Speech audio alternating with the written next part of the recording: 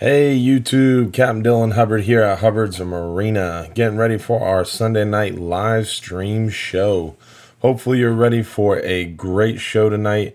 We're looking forward to a good time and showing you guys a little bit more about nearshore and offshore fishing. Hopefully you're ready for a good time too. Stay tuned. We're going to get rolling here in a few minutes. If you're not watching this live, you can skip forward to where you see the video start. If you are watching this live, just give me a few moments and we'll get started very shortly. Thanks for tuning in. Remember, if you're too busy to go fishing, you're just too darn busy. We're going to get rolling here very shortly. Happy Sunday night.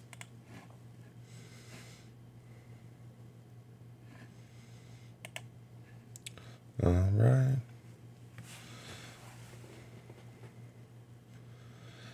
All right, guys, we're live on Facebook now too. Happy Sunday night. Captain Dylan Hubbard here from Hubbard's Marina, talking to you about some nearshore and offshore fishing tips and tricks and more.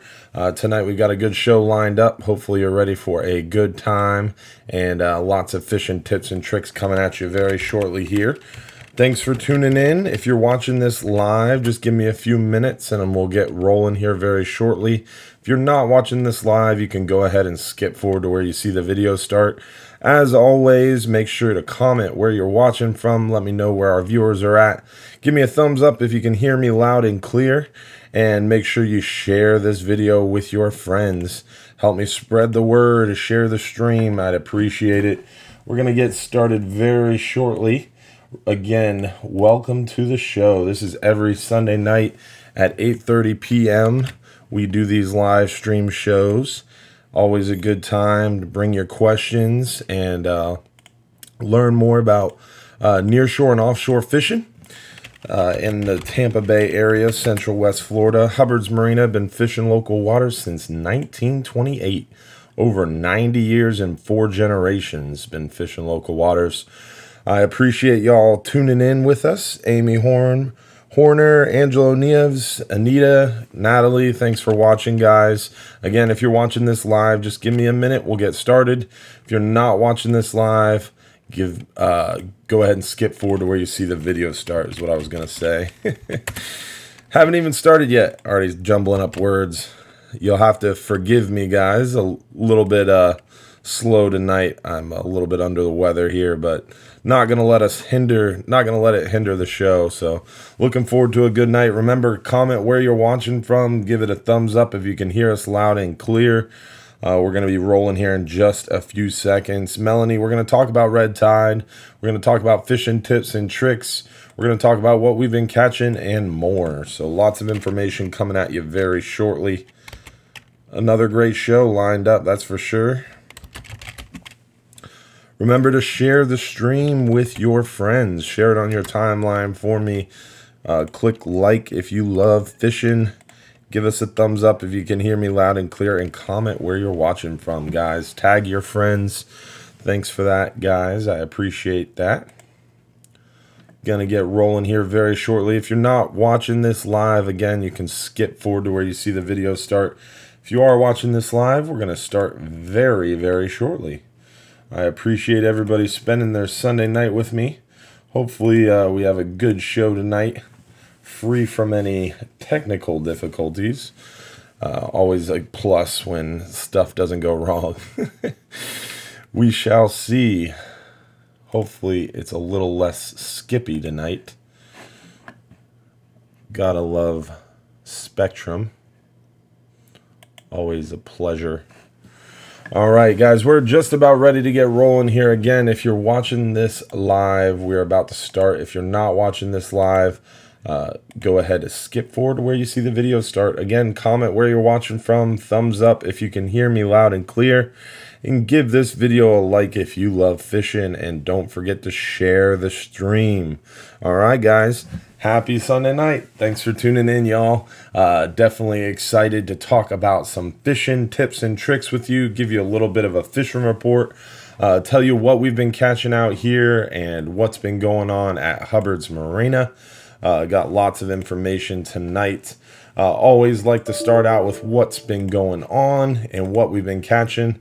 I've got something really, really interesting tonight. A very unique catch that we caught on our half-day fishing trip that I wanted to show you guys. But first things first, want to talk a little bit about Hurricane Michael and a little bit about the red tide situation. Everybody keeps asking about it. So first things first, let me pop into our fishing report and talking a little bit about Hurricane Michael and that red tide. So real quick, little intro here. This past Tuesday night, I actually spent the night on the Florida Fisherman. This is from the stern of the Florida looking on our dock. Now, the water level is typically between 2 to 5 feet below the bottom of our dock. At this point, you can see this wave breaking almost 18 to 24 inches above the dock. Oh, this is not good. Yeah. The water just came up a whole foot in like Look 30 at the dock. seconds. The entire dock is underwater. Covered in water. That was at the just after the worst point. We had some serious water lap over the dock. Again, I just want to show you the beginning of it because it's so crazy. Oh, this is not good. See that water just come came up. A whole foot in like. That was crazy. So long story short, the water went from probably, it was just below the dock, about 6 inches below the dock, and then all of a sudden it went to 18 inches above the dock in no time. So this is it not was good. crazy. Water just came. And I restarted the video again. Let's see if we can skip to the photos. There we go. So here's a photo of the restaurant dock after that whole thing. You could see the gate was blown off of the bar dock, and the water was way, this is all seaweed and fish actually on top of the dock. This is down at Don's dock. Lots of water over Don's dock. And this was after the storm. You could see the kids running away from the waves. Doc John took this photo. You can actually see the water all the way up to the other side of the jetty. So waves were breaking over the jetty and water was rushing under the jetty. It was a serious amount of water. So we went from water just below, about 6 to 10 inches below the dock, to water well above the dock in a matter of just 15 minutes. And it was before high tide, so it was definitely pretty freaky to say the least. But this is that crazy fish I was talking about. Look at this thing. You can see here underneath Smokey's thumb, the bone. It actually has a bone sticking out, a sharp bone sticking out either side. You can see it on the underside of the fin there too. Now this is a sea robin, but a very unique kind of sea robin, this bone sticking out of the corner of the mouth. We've actually only seen 2 of these in the last like 14 to 15 years. Reports Dusty Peterson from the Smokey and Dusty show. Those guys have been working on the half-day trip for a long time, and this is the only the second time they've seen this fish. You can see Smokey's confused face. Definitely a wild looking fish. I don't know if anybody out there watching is a marine biologist or whatever. If anybody can maybe try to tell us exactly what kind of sea robin this is. But you can see the spines on the back of its head. You can see the bones coming out of the corner of the mouth. It's definitely a sea robin because you got the fins underneath it like normal, but look at those bones sticking out. Really wild looking fish. There's an up close view of that bone. Again, both corners of the mouth had that thing coming at it. So very strange fish to say the least. But here's what we've been catching. We've been doing really well on the hogfish behind Hurricane Michael. We had a really good push of hogfish. Even leading up to the storm Friday, we had a really good push of hogfish as well. So the hogfish bite is definitely starting to improve for us. Again, as the water gets cooler, the hogfish bite better and better. Best trips for hogfish are typically the day trips. Sometimes the 10-hour gets more, sometimes the half day gets more, but definitely the 5 and 10 hour are the way to go for the hogfish if you're thinking party boats. Private charters, you could do a 5, 8, 10, 12-hour trip. It doesn't matter. If if you want to target hogfish, we'll go target hogfish for you. But they're more of a near shore fish, anywhere from 30 to about 70 foot of water is where we catch a majority of our hogfish. They love crustaceans. We catch a lot of them on the fiddler crabs, the live shrimp. Sand fleas work well for them. Lighter is better, less is more for those hogfish. Definitely a little bit of a trick to catching those hogfish. This was actually the day after Michael. This was, or the first day we started fishing after Michael, I should say. This was Friday after the storm. As you can see in the background, the weather laid down really quickly for us, and the fishing was pretty darn good that Friday after the storm. Some nice hogfish we were catching, some decent sized flounder, and plenty of the gray snapper, porgies, sea bass, and more. On our 10-hour trips, get ready for this. I hope you guys are sitting down, because on the 10-hour trips, we're definitely catching some nice fish. This is a nice big old gag we caught today on the 10-hour hub trip. That special 10-hour on the hub has been a huge success. We run those every September in dry dock, where we don't have the party boat available. We run a 10-hour on the hub. They've been wildly successful, selling out left and right. We actually added a few more in for the end here, because they actually end this Tuesday. So we have a special one added tomorrow. Tuesday will be the last one regular scheduled. Now, people have been asking, well, are you guys going to continue them?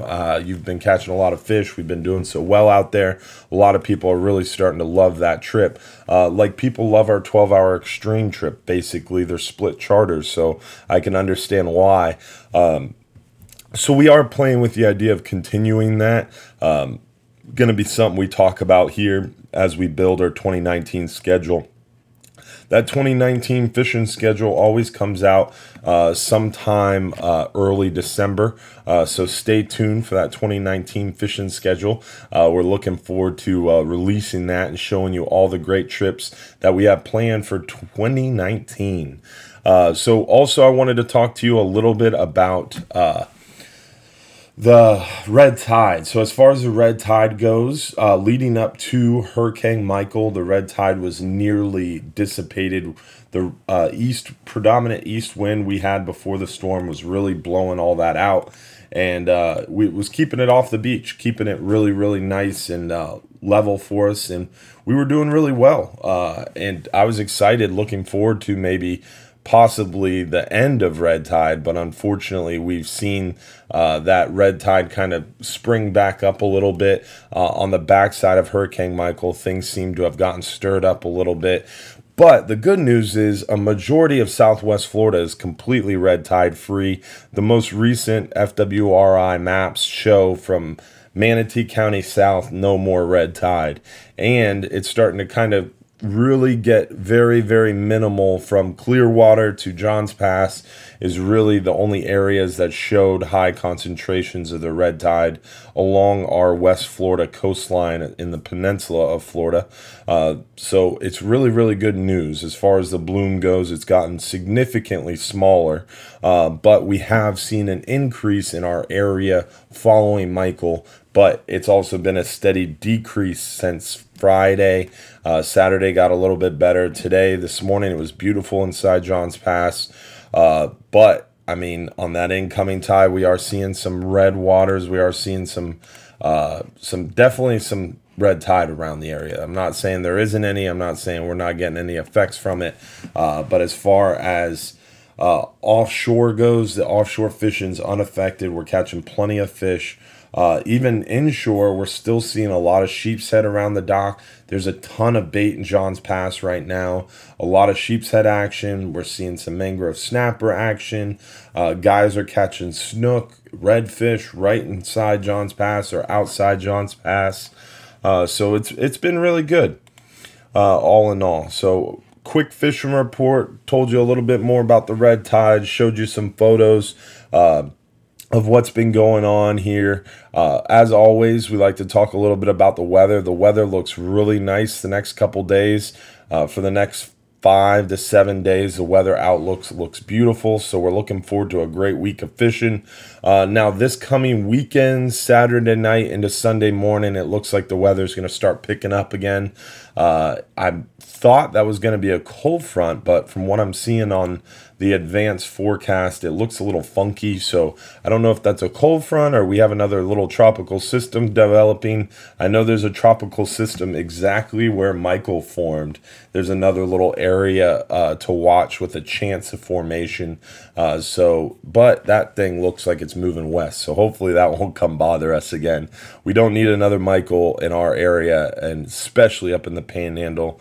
Want to take a second to definitely send our thoughts and prayers out to those people up in the Panhandle. It's definitely very sad what the Pensacola, Mexico City Beach area are going through. It's crazy the amount of devastation that they saw up in the Panhandle area. So definitely sending our thoughts and prayers to those guys. Our friends at Captain Anderson's fleet up in Panama City Beach definitely took a huge hit. Captain Anderson's fleet, if you are not familiar, is very similar to Hubbard's Marina in the fact that they have multiple big party boats. They have some charter boats. They do some cruises like Dolphin cruises. They even do some island trips just like us. So basically like Hubbard's Marina, but in Panama City Beach. And they're good friends of ours. They've been doing it a very long time. They're family owned and operated. And they're good people, and they just got totally decimated in the storm, and it's really, really sad to see. So definitely wanted to mention that and bring some attention to that. I'm sure you guys all have seen that footage from up in the Panhandle. But as far as fishing goes, we've been doing very well on the 10-hour all day in the 18 to about 25 miles from Johns Pass area. The scamp grouper bite is going very well. I love using a small pinfish for scamp grouper, 50 to 60 pound fluorocarbon with about a 5 to 7/0 hook with a small pinfish in that 18 to 25 mile range is a great way to target those scamp grouper. Out in deeper water, I'd probably stick to more like a 60 to 80 pound fluorocarbon. Bigger hook, probably like a 7/0 hook. But again, that small pinfish seems to be scamp candy. Or using something like one of those vertical jigs. Scamp seem to really like a vertical jig bounced just along the bottom. I always use the diamond jigs. I have a lot of success using the diamond jigs with the big treble hooks right along the bottom. And scamp, you can almost bounce the bottom for the scamp. And if they're ready to chew, they're going to chew pretty aggressively and pretty quickly. A lot of times what I'll do is I'll cast that vertical jig out, especially like on our 39-hour. I'll cast that vertical jig out and try to jig it real quick. Be the first one down to the bottom and jig it a few times. And after I've jigged a half dozen to a dozen times, if I don't get a fish right away, I'll reel that thing up and go back to bait fishing. And then towards the end of the spot, try that vertical jig again. A lot of times that thing's going to get the bigger, more aggressive fish. And if the scamp are there ready to chew the jig, they're going to hit it right away. For jigging, I like more braided line and then about a 8 to 10 foot fluorocarbon top shot, or leader in this case, basically just line to line, not to the jig. You can use a diamond jig, you can use a flutter jig, you can use slow pitch jigs, a lot of different options there, but those scamp love those anywhere from about 6 to 8 inch jigs, it seems like, right on the bottom. Besides scamp, we're doing very well on lane snapper. Lane snappers seem to be everywhere right now, very common, and we seem to be catching quite a few lane snapper. More than normal, I would say. So lane snapper love the shrimp or small cubes of squid. They're more of a nearshore fish, deeper nearshore fish, anywhere from about 60 to 110, maybe 120 foot of water. You can find those lane snapper. They're a very, very good eating fish. They love that lighter tackle, that 30, 40, 50 pound fluorocarbon. I would probably use around a 4/0 hook for those fish. A double snell rig with 2 pieces of squid or 1 squid and 1 shrimp. Great way to target those good eating lane snapper. Most of the time you're going to see those on our 10-hour all day. Our half day just doesn't get deep enough for those majority of lane snapper. You do see some lane snapper on the half day, but not a ton of them.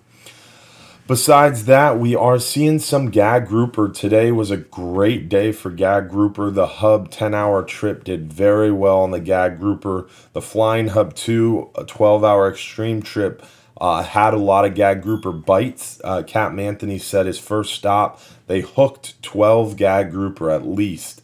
But every single one of them broke off. They bit on light tackle and unfortunately just couldn't stop them and got broke off. So a lot of break offs on the 12-hour extreme trip, unfortunately. But some really nice big fish biting. And as that water cools behind these fronts, behind these storms, we should definitely have more big fish, especially those big gags, moving into those shallower waters. Any month ending in ER is my favorite time to target gag grouper, especially around Thanksgiving. We catch a lot of gag grouper.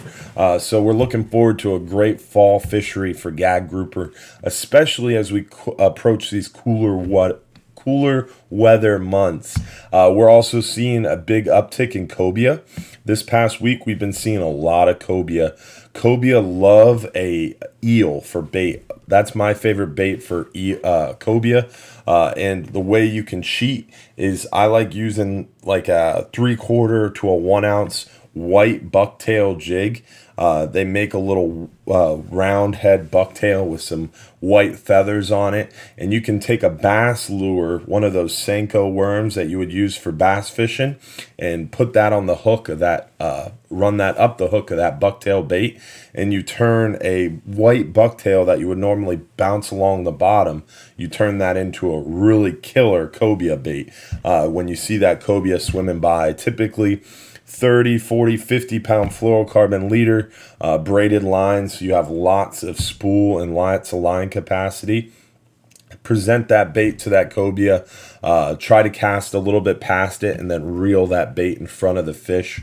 Don't want to cast too close and spook them. Also, you can use a tail hooked pinfish. Cobia love slurping up one of those pinfish. You can always throw a few pinfish out, not on the hook, to keep those fish coming into the boat as well. A lot of times you'll hear someone say, oh, there's a shark, and it turns out to be a cobia too. So definitely want to keep your eye out for cobia this time of year. We have seen some sailfish recently. It's not odd to see sailfish around our area spring all the way through summer into the fall, and definitely want to keep an eye out for those fish as well. Same approach that you use for the cobia as far as a tail hooked pinfish, and some 30, 40 pound fluoro works pretty well for the sailfish if you're lucky enough to see one in the Tampa Bay area. Also, we've been seeing some nice tuna. The blackfin tuna bite's been good. We've been catching some nice tuna on our bottom fishing trips. Again, cobia, tuna, pelagic fish, they're all kind of a passerby. You're going to be out there bottom fishing, paying attention to catching grouper and snapper on the bottom. But these fish are swimming by the boat. And if you don't have a flat line out, you're missing an opportunity to catch these fish. Now, on a party boat trip, it's not always a possibility to put out a flat line unless conditions are conducive and it's a light load. This time of year, there's a lot of light loads, though, so you have a good shot at it. Or you could do a private charter where there's always room, or if you're fishing in your buddy's boat, definitely want to keep a flat line out this time of year. Those cobia, the tuna, the billfish, they'll all take just a plain leader somewhere in the 5 to 8 foot fluorocarbon leader range with braided line on the reel, so you have tons of backing and tons of line capacity. Just a spinning reel, big spinning reel, or a 4/0 conventional reel works great. I like using a balloon on it a lot of times. Make sure to buy one of those biodegradable balloons. Don't go cheap and get one at the dollar store. The biodegradable balloon's important because when you tie that balloon on and you hook a fish and the balloon goes floating away, you don't want that plastic floating in the Gulf. So take care of our oceans and get yourself a biodegradable balloon. But you can also use bobbers. I've used a lot of different things to keep that bait up off the bottom, especially with the pinfish. If you're putting a live bait out there, you don't want that pinfish swimming to bottom because a lot of times one of those big aggressive gags, especially as the water cools down, they'll come up in the water column and slam that live bait and freight train you to the bottom and break you off and shut down the bite. So it's very important to keep an eye on that. quick pause here, guys. Make sure, again, if you're watching, if you enjoy fishing, give us a like on this video to help me spread the word. Feel free to share the video on your page or your timeline or your favorite fishing group. And remember to comment where you're watching from, guys. I'm going to be getting to your questions here soon. I just wanted to run through our fishing report and then run through some tips and tricks on how to catch those fish. As far as the hogfish goes, y'all, definitely, like I mentioned before, hogfish are one of those very leader shy, very unaggressive, super smart fish. The trick for the hogfish is using less tackle, using lighter weight, and using more finesse. They're a very tricky fish. Very difficult to do when the wind is blowing or the waves are high. Conditions have to be optimal, and you have to really sit on a spot. The trick to the hogfish is fish in an area for a longer length of time, and that's what makes it difficult to catch a lot of hogfish on a party boat trip, because on the party boat we're trying to make everybody happy on board. When we have lighter loads of people, we can spend a little bit more time, help everybody out, and we have a little bit more flexibility to target those hogfish. For example, today, Sunday, we only had maybe 35 people on the boat. Tomorrow's Monday, we only have like 22 people going out in the half day. So tomorrow's going to be a great opportunity. I'd imagine Smokey and Dusty and Captain Frank are going to bring home some really nice hogfish tomorrow. We're still running those 6-hour half days too. So tomorrow's going to be a 6-hour half day. We're going to have even more time to go out a little deeper and get on those hogfish even a little bit better. So again, the idea is you fish an area a little bit longer. And the reason for that is when you anchor up on a ledge or you anchor up on a spot and start dropping baits, you get all those bites. Everybody's catching fish. The action really turns on for you. Well, all those aggressive fish are kind of in the way, and you're not going to get a shot to get your bait down to those hogfish. So once that bite kind of plateaus out and starts slowing down, that's the time when you start fishing for hogfish. We all have that buddy that wants to catch a fish every second, and as soon as the bite slows down, he's like, oh, it's time to go. That's the time when you tell him to shut up and start targeting the hogfish. Because when the bite starts slowing down and those other more aggressive fish start getting out of the way, that's the chance for you to get the hogfish. Now, on a party boat, it's easy because you got 20, 30, 40 people with lines in the water, and you can just wait for that bite to naturally slow down. If you're in your own boat and you've only got 2 or 3 lines in the water, the trick to the hogfish is chumming. And that way you can get those other more aggressive fish out of the way more quickly without having to fish for an hour, hour and a half on a small piece of bottom. My favorite chum for the hogfish is the aquatic. I think it's right. Nope. I moved it for the Tampa Bay Fishing Club meet and greet. It's an aquatic nutrition sport fishing chums. It's called Super Shrimps. Super Shrimps, yeah, with an S. It's ironic, I know, but aquatic nutrition sport fishing chum makes it. It's a really good product. It's a heavy sinking, fast sinking pellet, and unlike most chums that you put them out and they slowly float down, and it's more of a pelagic chum, these things sink like a rock. So it makes it really, really good because it's actually going to get to the fishing spot instead of spreading out in the water column and pulling those fish away. And it's made from shrimp concentrate, like basically ground up shrimp. So it's got a really good smell to it. It creates a really good chum cloud down there on the bottom, and it gets those fish fired up. Because it really helps when you got everybody on the boat, even especially on the party boat. Everybody starts with squid, gets those aggressive fish out of the area, the bite slows down. Then if everybody on the boat switches to shrimp and you got 20, 30 people using shrimp on the bottom, that shrimp smell gets into the water column and those hogfish just start firing up. Remember, where you catch one hogfish, you have an opportunity to catch a half dozen more. Hogfish live in harems. That's right, a harem. So where you've got one male hogfish, typically you have between 5 to 7 female hogfish. So if you catch a female hogfish, you know there's a big male down there, maybe another big female down there. If you catch a couple male hogfish, you know there's dozens of nice female hogfish down there as well. So definitely Want to keep that in mind. Approach him. Another biological tip behind these hogfish: not only are they unaggressive, super smart, super leader shy, but they're a wrasse, not a snapper. A lot of people call them hog-nosed snapper. I can't really talk too much trash about that though, because I call a white grunt a gray snapper. We've all got our own names for fish. We're not going to get into that tonight, but a hog-nosed snapper or a hogfish is actually in the wrasse family, so they live up above the bottom. A lot of spear fishermen say, well, no, they're always on the bottom. Well, they're on the bottom once you swim down with the spear gun in your hand. They get along the bottom for protection, but naturally those hogfish are typically up off the bottom, cruising above the bottom, looking down, hunting for those crustaceans, those shrimp, those crabs.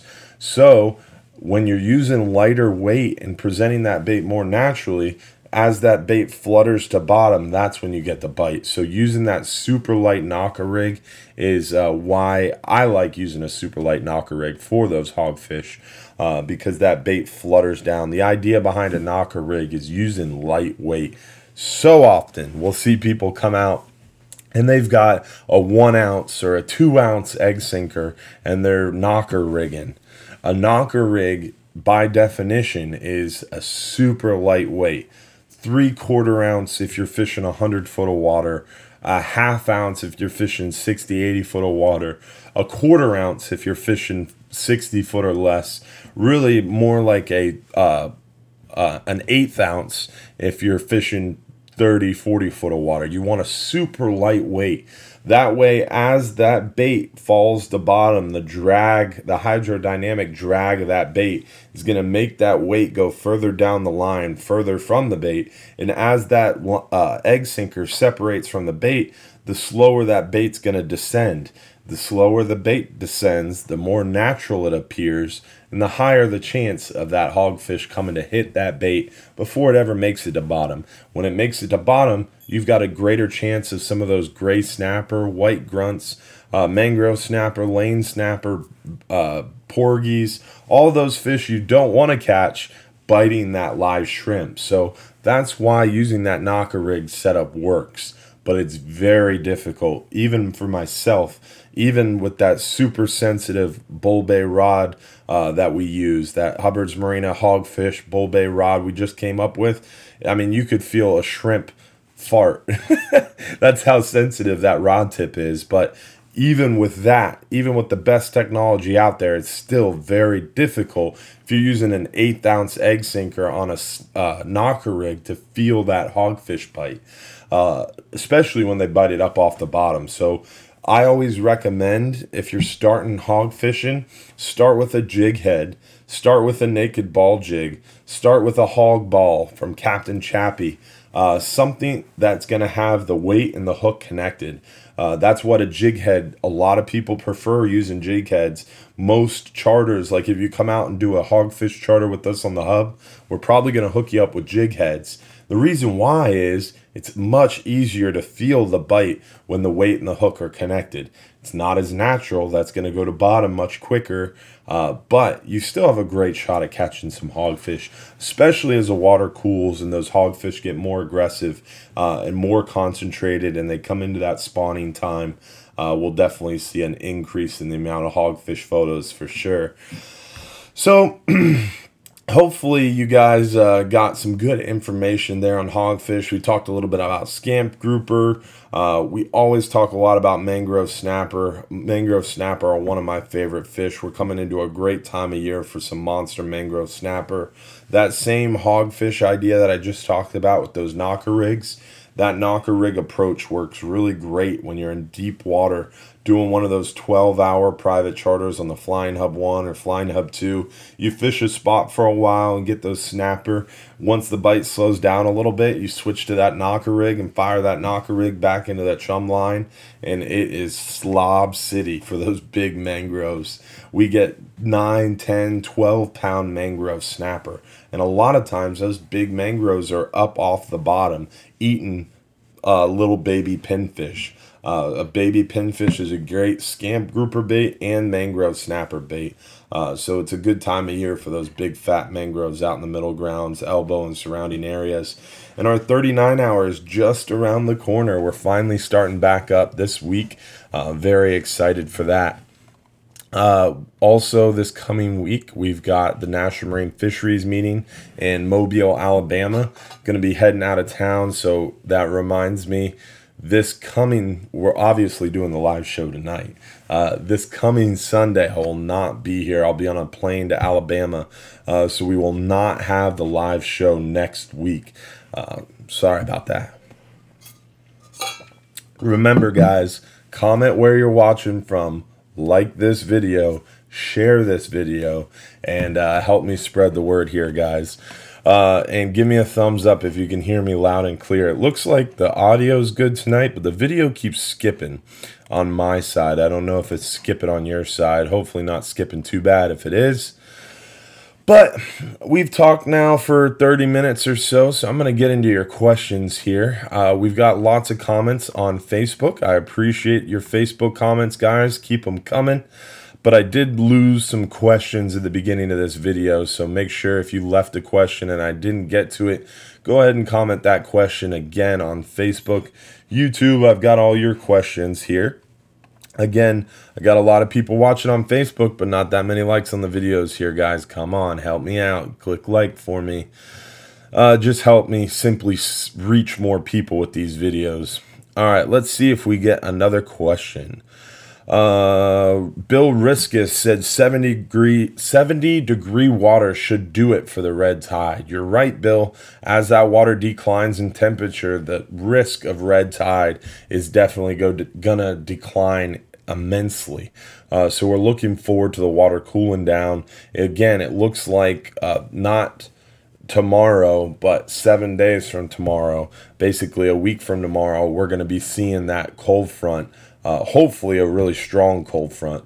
At least that's what I'm kind of seeing on Windfinder. 7 days from today, next Sunday, even Saturday night, a nice stiff north breeze starts, and that north breeze should push a ton of cold air down our way. Hopefully should cool down the water, and hopefully should seriously decline the amount of red tide. So looking forward to another big cold front as well. Ricky Lee, good thing you are watching, buddy. Big shout out to Ricky. He was out at the Tampa Bay Fishing Club meet and greet yesterday. If you missed the Tampa Bay Fishing Club meet and greet yesterday, you missed out. That's where I got these awesome raccoon eyes. We were out in the field from 9 a.m. until almost 5 p.m. Hanging out with everybody, talking fishing, and we gave away a ton of free trips. And on top of all that, we raised a ton of money for Reeling Freedom, a local veterans organization, getting veterans out in the water. So it's pretty cool, the event that Tampa Bay Fishing Club put on. They did a really great job, and Ricky over here won a Bull Bay Rods Real Animal Series. Really nice outfit. So good job, Ricky, on that cast net. He actually won 3rd place in the Tampa Bay Fishing Club Olympics, the fishing Olympics. So that was pretty cool. And also, while we're on the subject of taking veterans out fishing, Vet Catch, Bill Rutherford runs this organization called Vet Catch, VET Catch. Really, really cool operation. Another local fishing veterans organization. Really cool that our area has so many veteran fishing organizations. But Reeling Freedom and Vet Catch both do a lot with Hubbard's Marina, and we're blessed to do a lot with them. But Vet Catch just did their first trip with us. Bill is over in Afghanistan right now, and he was able to call and set up this trip for some local veterans in our area. They came out fishing, spent the day on the boat. They came back. They had them set up at the restaurant. They went and got their fish cooked. We even gave one of them the lucky winner of the big fish a new fishing pole. And Vet Catch took care of the entire bill for the veterans. We tried to do our best to give them a great deal to make it affordable to do it again soon. But it was really, really cool to see Vet Catch not even really ask us for anything. They just called up one day and booked this charter for these local veterans. So really cool. I think they're going to do it again for some veterans from Georgia who had tornadoes blow through their neighborhood and really take out a lot of their homes. So really cool what Vet Catch is doing. And we're blessed to be a part of it for sure. So definitely check out some of those organizations. Again, Reeling Freedom and Vet Catch. We're going to have Reeling Freedom on our show, our live show in the morning here sometime soon. They're going to come and talk about a local fishing tournament. It's actually a charity fishing and then charity shooting tournament too. So we're looking forward to have Reeling Freedom out on our live show. And when Bill gets back from Afghanistan, we'll have to have Vet Catch on the show too. Jay Prophet said, going out tomorrow, how is the gag bite? Jay must have missed the beginning of the show where we show the great gag grouper we caught today on the hub. Jay, if you're watching, we'll show it again just because we're proud of it. It was a nice gag for sure they caught on the hub today.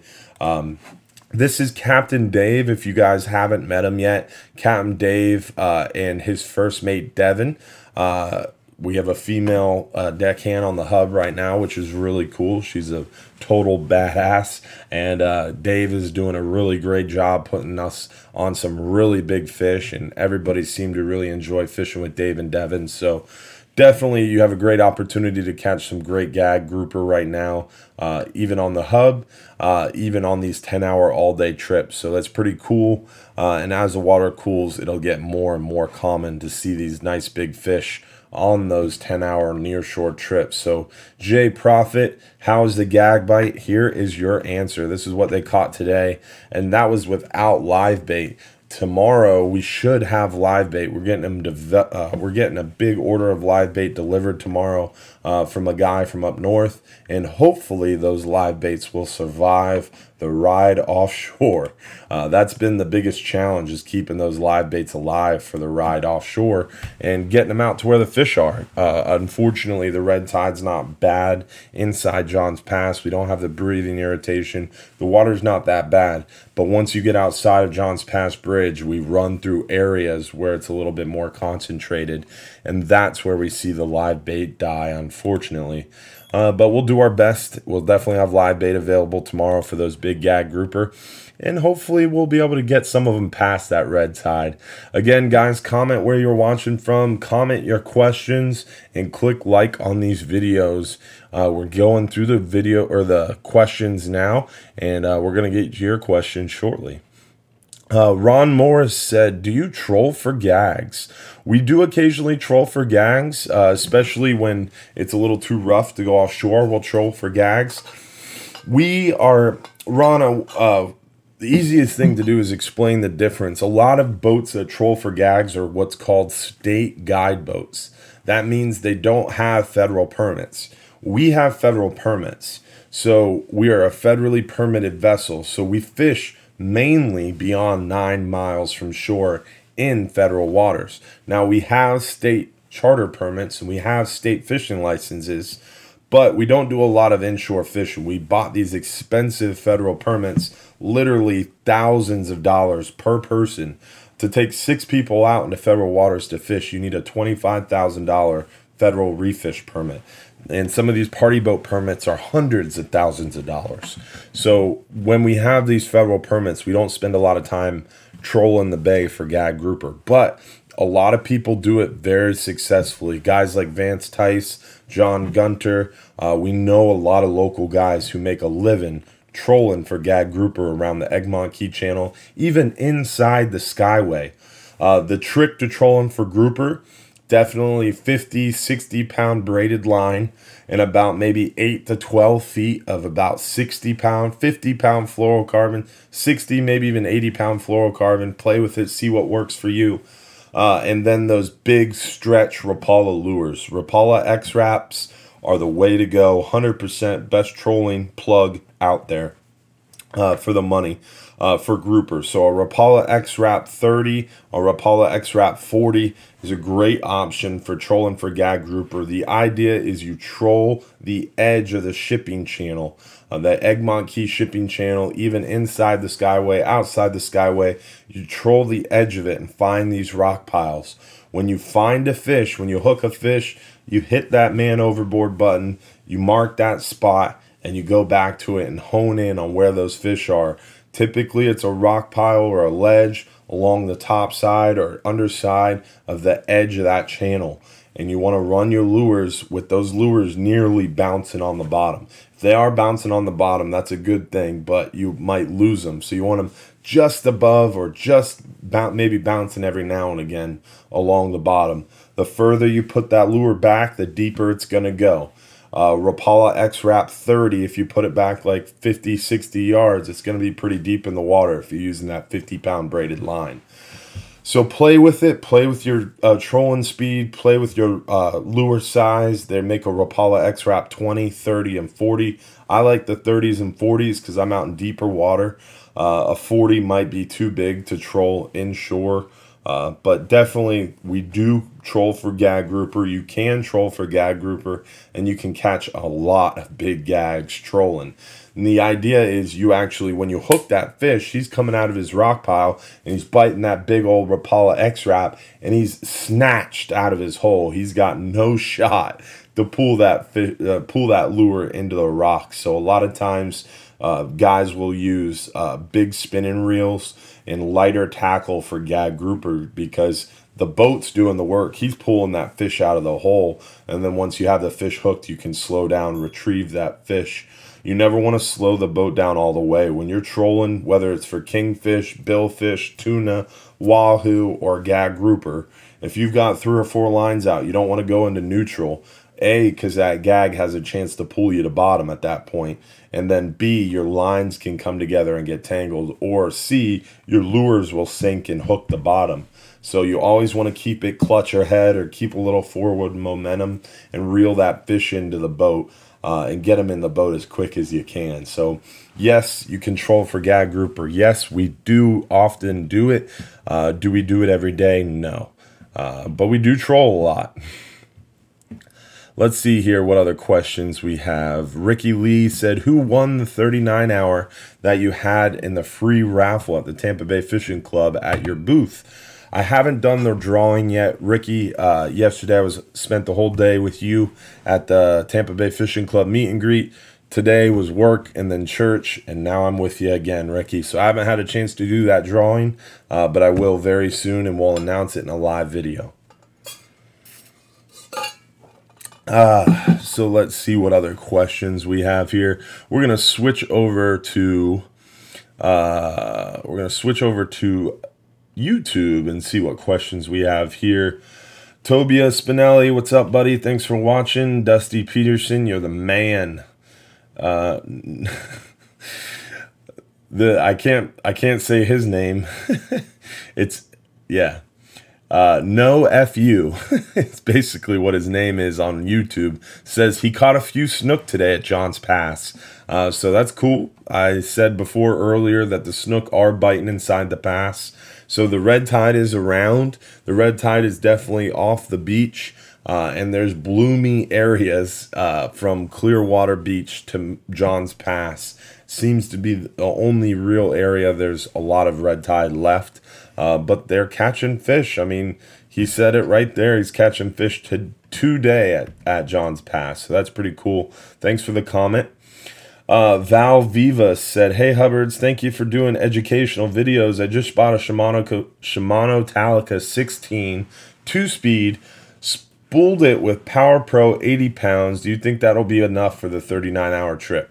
Val Vivas, great choice. I would have gone with the Daiwa Saltiga, but the Shimano Talica is pretty much a complete twin for the Daiwa Saltiga. The Saltiga is my favorite. I just like Daiwa, but the Shimano Talica is very, very nice. It's actually more expensive than the Daiwa Saltiga. Depending on who you talk to, they might say it's better as well. It's a very nice reel, honestly, Val, and I'm kind of jealous.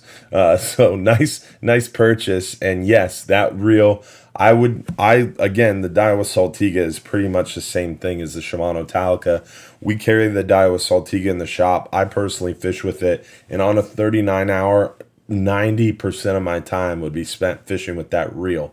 The only time I wouldn't fish with that reel is if I was dropping down a huge live bait for a monster 100-pound amberjack, or if I was trying to drop down a knocker rig for a snapper. But for mangrove snapper, yellowtail snapper, big porgies, for red grouper, scamp grouper, and most gag grouper, I would be using that Shimano Talica 16 or my Daiwa Saltiga LD 52 speed. So Val, great choice, great reel. Before your 39-hour trip, I'll be happy to show you around the shop, show you what hooks we recommend. We got all your hooks, swivels, leads, leader line right there in the shop, or you could purchase it right on our YouTube page. Search how to pack for a 39-hour trip.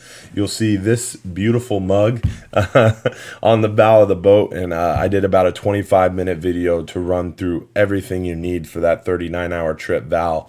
Highly recommend it. That way you'll have all the information and be prepared.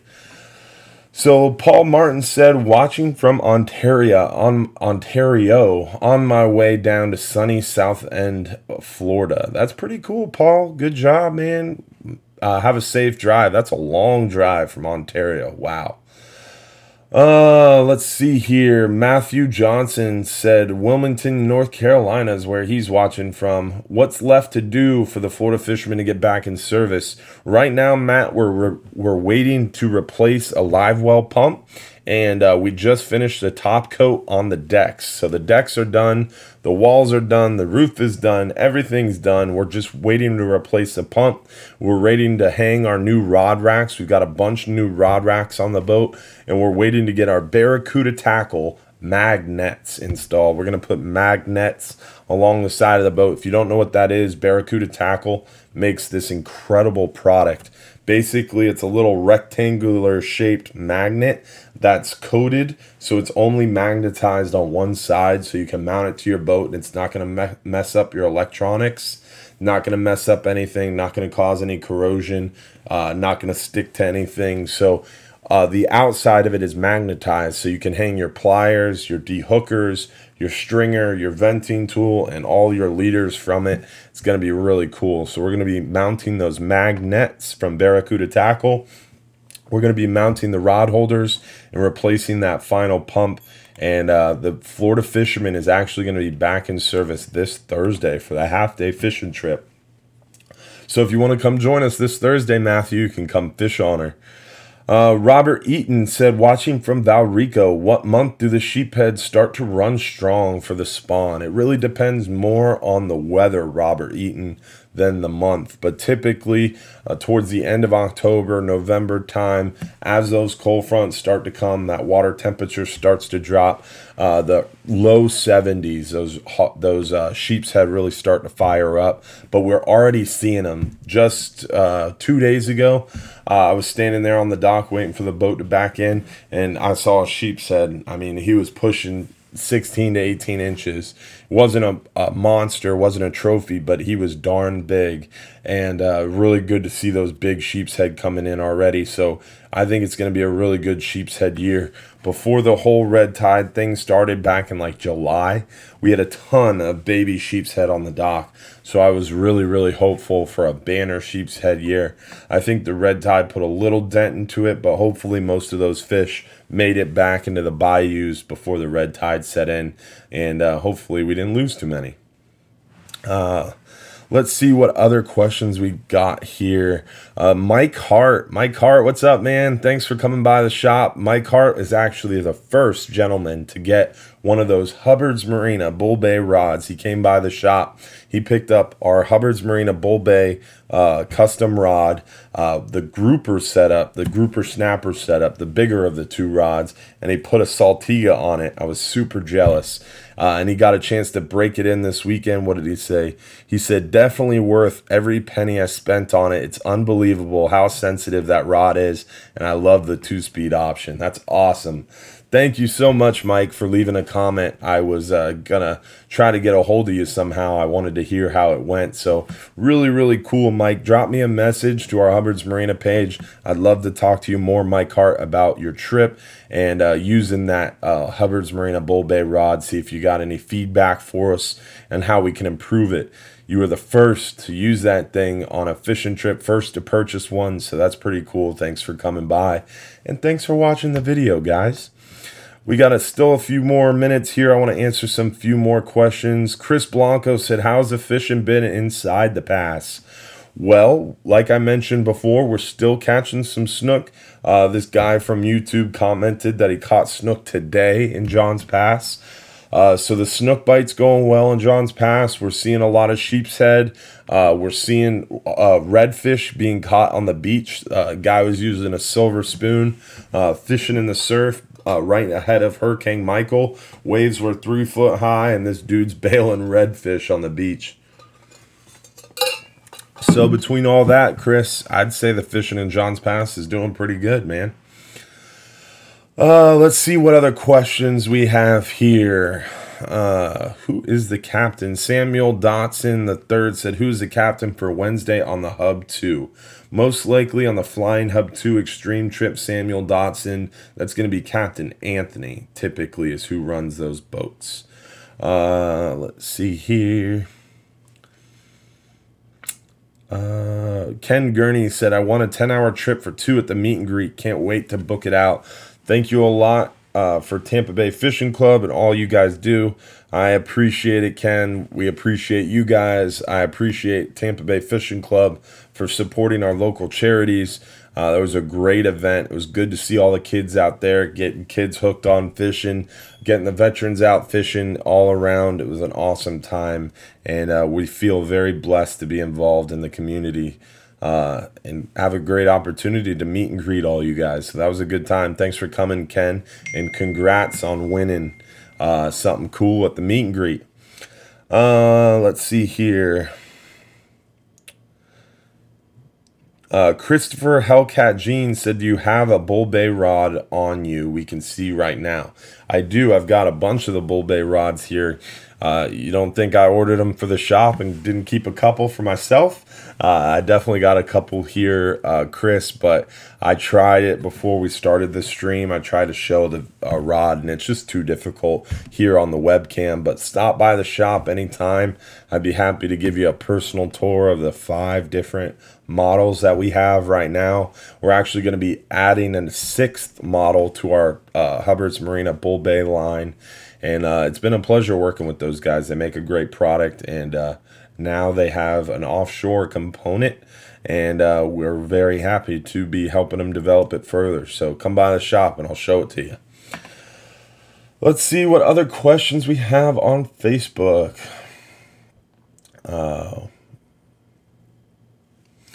Hookah268 said, what rehab improvements are you most excited about that took place during dry dock? Most of dry dock, guys, is preventative measures, preventative maintenance, a lot of work below deck. For example, we redid our fixed bilge system so our fire pumps get a more easy prime. That way, in case of emergency or in case of pump out, it takes very little effort to quickly pump out a void. Basically, we could hit a rock with the Florida fishermen and totally cave in the front half of the boat, and we could pump out those voids and keep the boat afloat for another 3 days. So it's amazing the safety components of that boat under the deck, and that's what a huge portion of this dry dock was redoing that fixed bilge system. So that was a big, huge improvement project, a lot of money, a lot of time. But as far as something that you would notice, Hookah268, as far as rehab on the Florida Fisherman 2, this dry dock, you'll see more of those lines run on deck. for spraying down the deck and keeping it clean. You'll see an improved live well system. You'll see improvements to the bathrooms. You'll see more rod holders underneath the roof, running the length of the boat, a little bit better spaced out.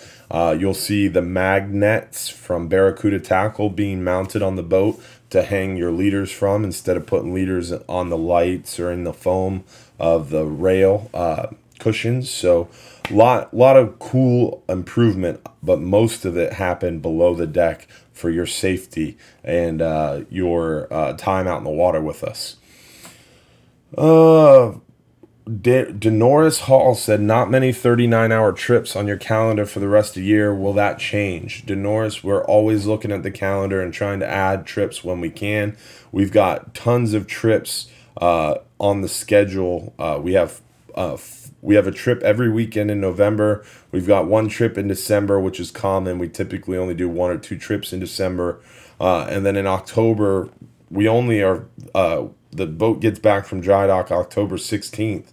And we have like 5 long-range trips in the second half of December. So we've even got a Tuesday trip coming up. So we've got a lot of 39-hour and 44-hour and even a 63-hour trips in our schedule this fall.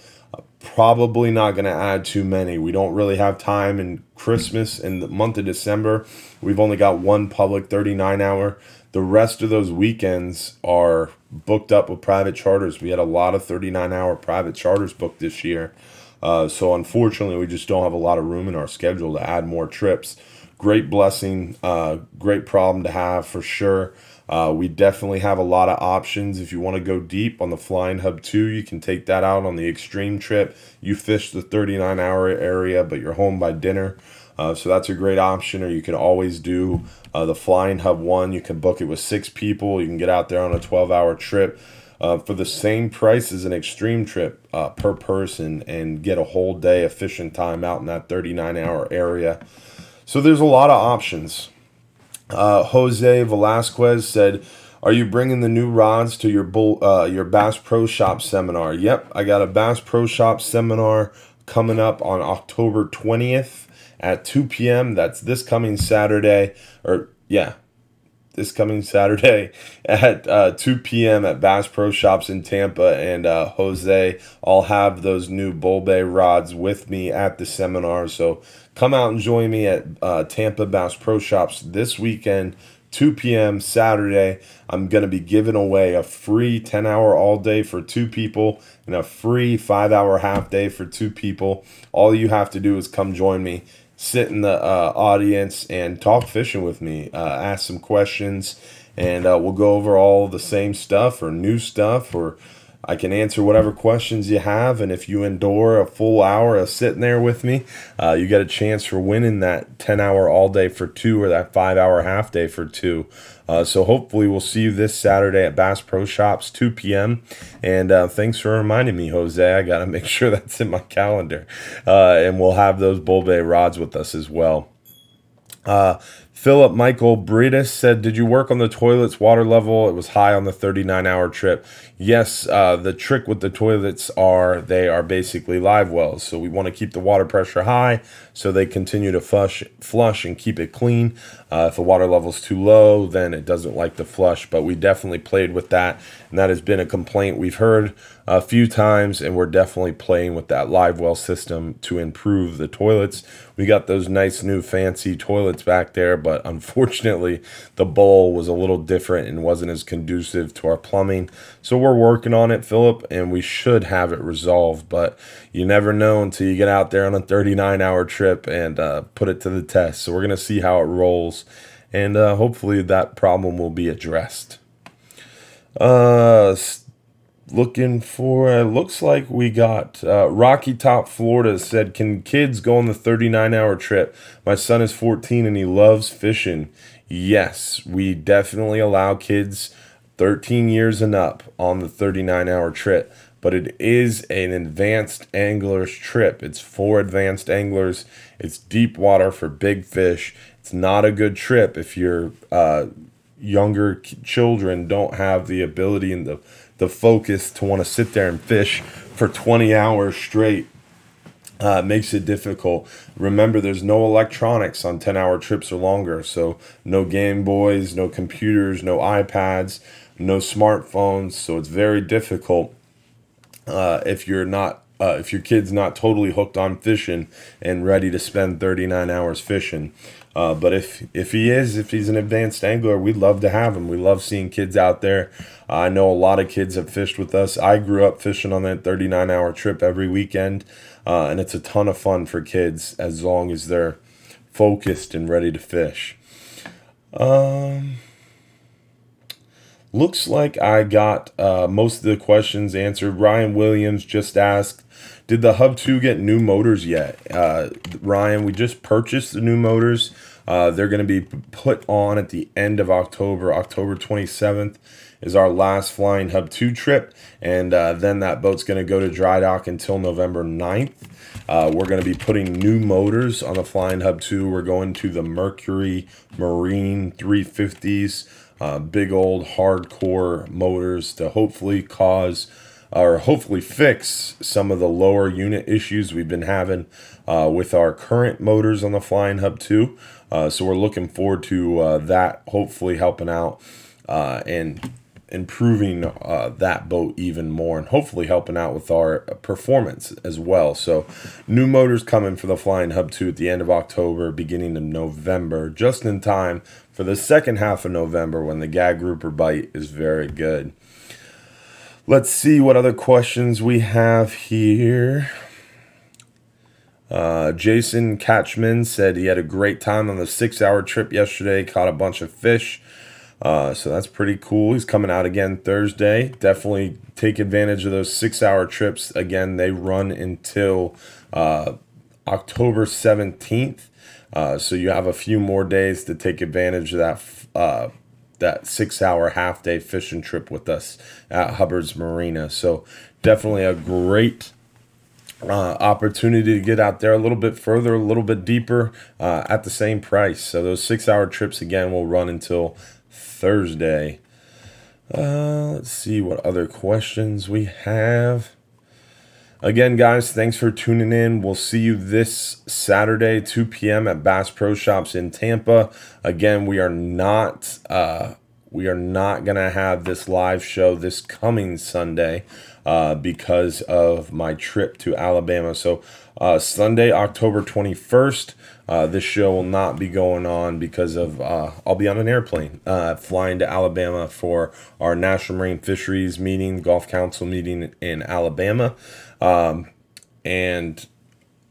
Unfortunately, we won't be doing the show, but Saturday, October 20th, 2 p.m., we'll have the Bass Pro Shop seminar in Tampa. You could win a 5-hour half day for 2, or you could win a 10-hour all day for 2. So come join us at Tampa Bay Bass Pro Shops in Brandon there to get an opportunity to win and join me for a seminar in person this time.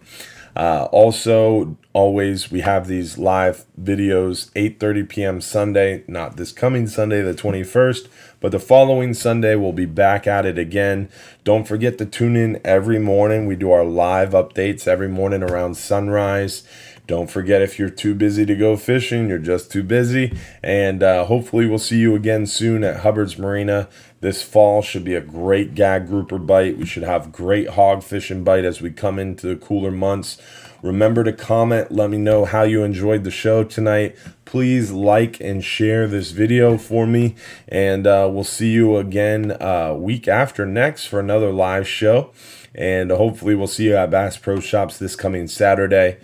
And even better, hopefully we'll see you at Hubbard's Marina sometime soon for a boat ride and maybe some fishing trips as well. We do a lot at Hubbard's Marina besides fishing. So not only can you go out fishing, but you can also take your family out to the island or go shelling or something as well. Jake Hodges, yes, we have our restaurant that cooks your catch for you. The Friendly Fisherman next door offers a hook and cook. Basically, any fish you catch on our boat, you can walk next door to the Friendly Fisherman restaurant. It's only $8.95 and you get 2 sides. We're actually the first to ever offer that. We've been doing this since 1928, over 90 years and 4 generations. We're still hard at it today, guys. So thanks for tuning in.